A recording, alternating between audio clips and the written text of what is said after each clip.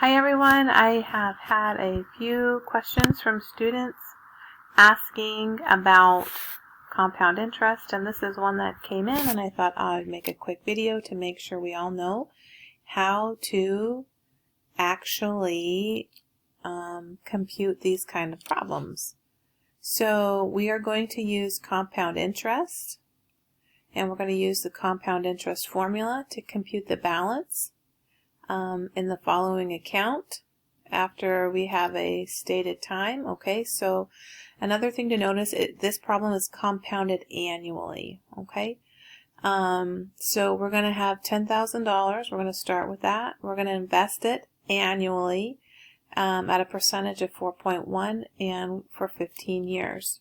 So in this problem, our principal would be 10, that's what we're putting in. Our rate would be 4.1%, but remember when we put our rate in as, and when we compute any kind of percentages, we always use them decimal format. So 4.1% divided by 100 is 0.041. So 0.041 is the value we'll put in, and then we're going to do it for a time of 15 years. How often is it compounded? Well, it's compounded once a year. So in the formula that I will show you, the compounding number would be 1. So in this problem, our principal would be 10,000, and let me just separate that there. Our rate is 0.041. Always turn your percentage to a decimal. And our n value is how many periods that it is compounded each year. And it is compounded annually, so annually means once a year. So our n value would be 1. And it will be compounded for 15 years total. So our total years would be 15. And once we have our variables, these are all of our variables right here, okay? So once all of our variables have been assigned, then we go ahead and we use the formula.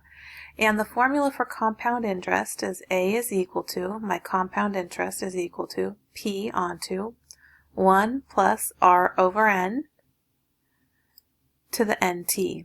And sometimes for students this is kind of stressful, and they are able to find the variables, but when it comes to actually plugging them into an equation, they get kind of stressed out. So I want to show you one of the fastest and easy ways that you could do this. Oh, I'll show you a couple different ways. But the first way is this. Always start on the inside of your onion, or your, I call it an onion because it's got parentheses, and sometimes you have equations with lots of parentheses, but go into the innermost of your parentheses, and that'll be right in here.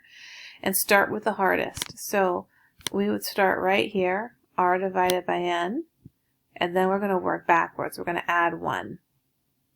Okay, and then once we do that, we're going to take it to the NT, and then we're going to multiply it by P at the end. So our process will kind of be a little bit like this. We have our A is equal to, and I'm going to start plugging things in, 10,000 onto 1. Let me do this. I'm just going to put a little space. 1 plus, my R is 0.041 divided by N. N is 1, so I just am going to leave that like that. To the NT, so N again is 1, T is 15, so it'll be to the 15th power. So once I have it in this form, watch what I can do.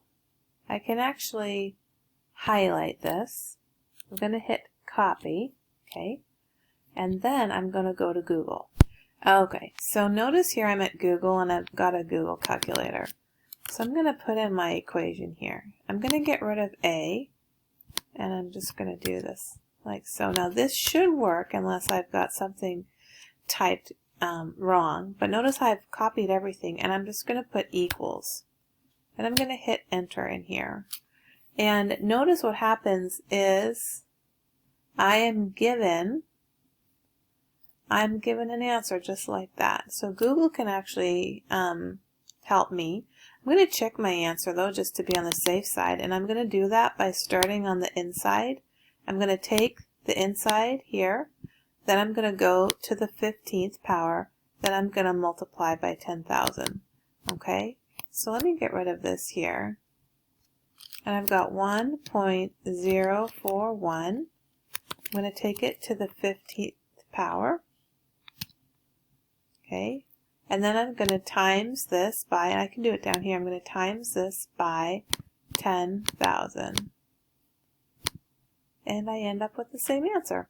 So whether you want to type it in, starting from the inside of your parentheses and then going to the exponent and then multiplying it by the amount up front, or if you want to just copy your equation in like I did, and the trick with that is you copy it in and then put an equal sign at the end.